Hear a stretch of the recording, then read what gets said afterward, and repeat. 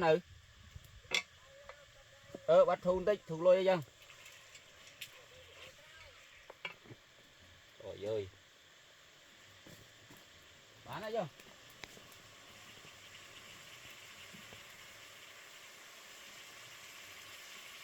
thấy cất ao lói tôi mới chu nâng nguyên cho vốn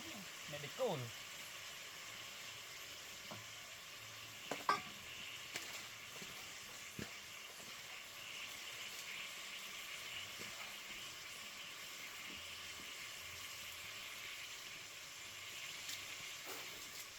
trồng phừ liền á, trồng phừ đỏ to quạt cái thép pha lo này cả ở trên tầm hôm đó mà nó lo này kia có tính nói tính luôn ấy nhỉ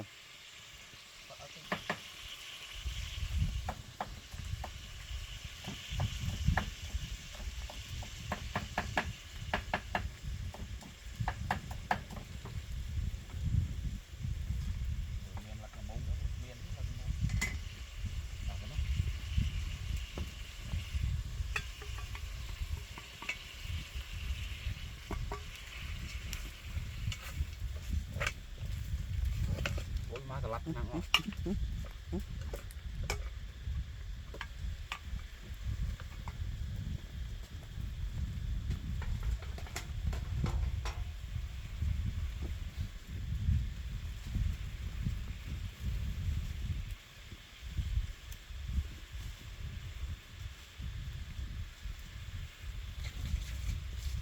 đã thằng mú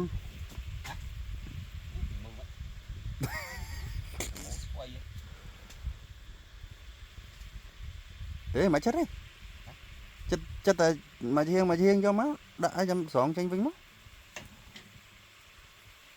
là chết trắng bay kìa